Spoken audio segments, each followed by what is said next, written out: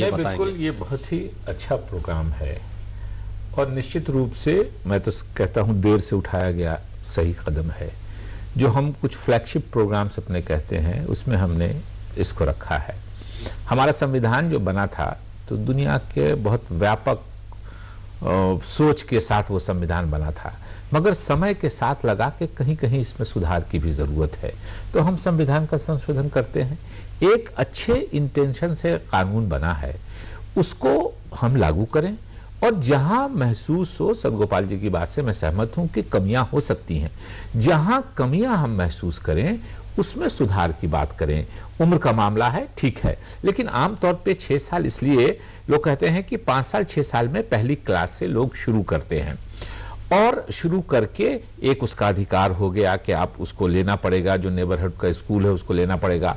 जो private schools हैं वो बिल्कुल 25% देने के लिए मैं नहीं समझता हूं कि दिल से सहमत होंगे, लेकिन उनको किया गया कि एक जो इकोनॉमिकली बैकवर्ड सेक्शन है या पिछड़ा सेक्शन है इकोनॉमिकली, उसके बच्चों को भी अवसर मिले नेबरहुड में। अगर अच्छा स्कूल है, अंग्रेजी मीडियम का स्कूल है, आजकल ज्यादातर लोग जो मिलेंगे आपको टीवी स्टूडियो में इसमें उसमें उन सब के बच्चे अंग्रेजी मीडियम स्कूल में। हम लोगों के यहाँ एडमिशन के वक्त में 100 लोग आते हैं और उसमें 100 के 100 आते हैं कि मेरे बच्चे का एडमिशन अंग्रेजी मीडियम स्कूल में करा दीजिए। यही समस्या कि सरकारी विद्यालयों की हालत इतनी खराब सही है। तो इसीलिए अगर सरकार इसके साथ साथ 25% उसमें भी करती है तो बुरा क्या है। कम से कम हम जो ये है एक दिन में, लेकिन वहां शकील साहब वहां एक अधिकार के साथ बच्चे नहीं जाएंगे। उनमें हमेशा एक जो है क्यों रहेगा, एक हीनता भावना रहेगी। कोई भावना नहीं, ये हम आप बैठा देंगे कि बच्चे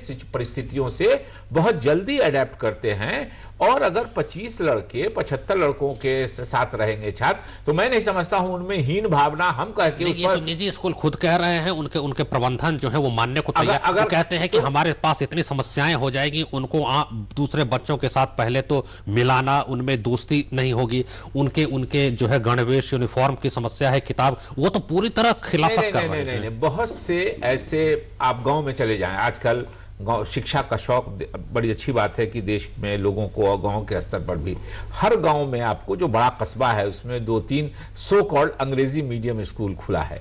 उसमें गांव का जो सबसे पैसे वाला आदमी है जो बाहर में नहीं पढ़ाता है बच्चों को, उसके भी बच्चे पढ़ते हैं और गांव में जो गरीब आदमी है जो कमजोर है उसके भी बच्चे उस so called English medium school में पढ़ते हैं। हाँ, लेकिन वहां उतनी भावना और बच्चों में वो भावना नहीं होती है। हम लोग डालने की कोशिश करेंगे तो धीरे धीरे ये दांत निकलता है बच्चों को, तो टीथिंग प्रॉब्लम होता है, तो उसमें बुखार आता है, मैदा खराब होता है। आगे लेकिन उस टीथिंग प्रॉब्लम की वजह से हम बच्चे का दांत ही निकलना बंद कर दें, मैं इससे सहमत नहीं हूं। भारत सरकार भी मेरे ख्याल में और कांग्रेस पार्टी भी इससे सहमत नहीं है। एक शुरुआत हुई है, सुधार की आइडियल सिचुएशन हो सकता है और बहुत सुधार हो सकता है और बहुत आवश्यकता है। नहीं, सदगोपाल जी कुछ प्रतिक्रिया देना चाह रहे हैं, इसके बाद हम शांता सिन्हा क्या करना चाह रही हैं, मैं उनका बहुत सारे भ्रम हैं जी, वो भ्रम को मैं केवल अभी जिक्र कर देता हूं।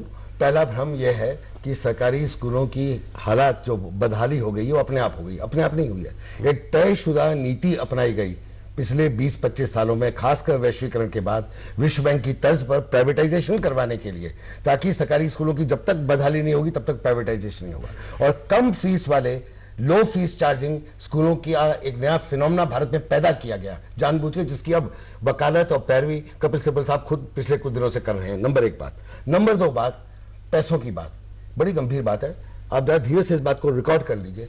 जब ये घटिया क्वालिटी का बिल 2005 में कपिल सिब्बल साहब की कमेटी की, उनकी अध्यक्षता में कमेटी बनी थी केप की, सेंट्रल एडवाइजरी बोर्ड की, उसने घटिया क्वालिटी का जब बिल बनाया तो विशेषज्ञों ने अनुमान लगाया कमेटी के कहने पर कि इसके लिए 7 साल में 3.5 लाख करोड़ की जरूरत होगी। 2005 फरवरी 2008 में नया अनुमान लगाया कि यह काम 2,28,000 करोड़ में चल जाएगा।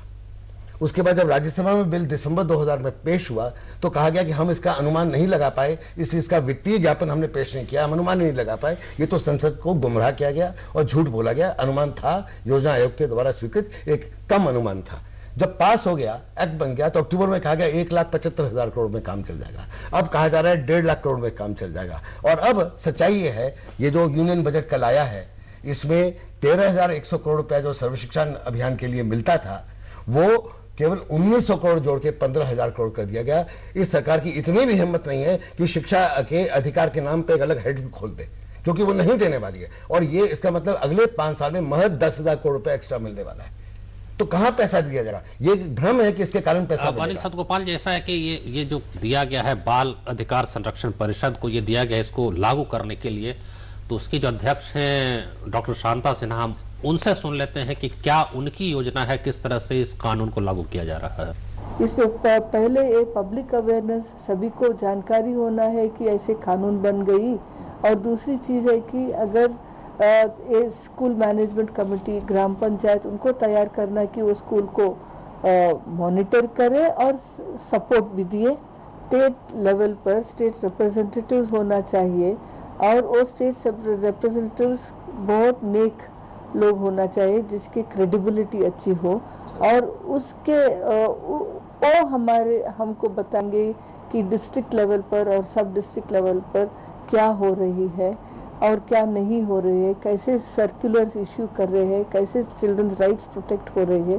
कि स्टेट जिम्मेवार कि सभी बच्चे स्कूल में आना चाहिए एक नेबरहुड में, और अगर उनको परिस्थिति ऐसे है कि वो नहीं आ पाते तो ये भी गवर्नमेंट की जिम्मेवार है कि उनको रेजिडेंशियल फैसिलिटीज मिलना चाहिए, स्कॉलरशिप मिलना चाहिए, और किसी भी तरह वो बच्चे स्कूल किसी भी कारण से स्कूल के बाहर नहीं रहना चाहिए। ये तो गवर्नमेंट की बाध्यता फुल तरह से उनकी जिम्मेवार है। तो ये आपने सुना ये कि किस तरह से सरकार इसको लागू करने जा रही है। यशपाल जी, ये जो आपत्तियां उठा रहे थे सतगोपाल जी, देखिए जी, पुनः तो इसके लिए राशि दी गई है। देखिए हम बहुत सी चीजें ऐसी हुई हैं,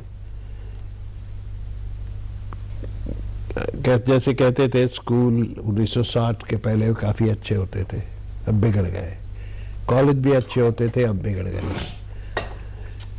तो अगर सबको ऑब्जेक्ट करें, मैं ऑब्जेक्ट करना चाहता हूं, तो हम ऐसी जगह पहुंचते हैं कि इसमें जो मिडिल क्लास पैदा हुआ है भारत में, उसी ने सारी बर्बादी की है। बर्बादी ये की है कि कोई अफसर नहीं है, कोई प्रोफेसर नहीं है जो अपने बच्चों को सेंट्रल स्कूल से भी निकाल के पब्लिक स्कूलों में नहीं भेजता है। हर कहीं ये होता है। तो हम कहें देखिए गवर्नमेंट काली है, ये कर रही है। मे भी गवर्नमेंट ने इसी मिडिल क्लास को बनाया। हम एक बात कर रहे हैं इतनी ऐसे जोर के प्रेशर की जिसमें हम फंसे हुए हैं इसमें। तो मुझे लगता है कि कोई भी तरीका हो जिसमें हर तबके के लोग एक साथ मिलें और काम करें। शुरू में लगता है बड़ा मुश्किल होगा, 25% बच्चे दूसरे आएंगे, तो मुझे लगता है असल में तो जो प्राइवेट स्कूल हैं उनको फायदा होगा कि भारत है क्या इकट्ठा। शुरू में उनको फायदा होगा, दूसरों को थोड़ा थोड़ा बिगाड़ने की कोशिश की जाएगी, पर उनको भी फायदा होगा। तो भारत के लिए अगर पूरा भी तो बहुत अच्छा प्रावधान आप मान रहे हैं 25%। मैं एक करने की जरूरत है और कोई तरीका ही नहीं है।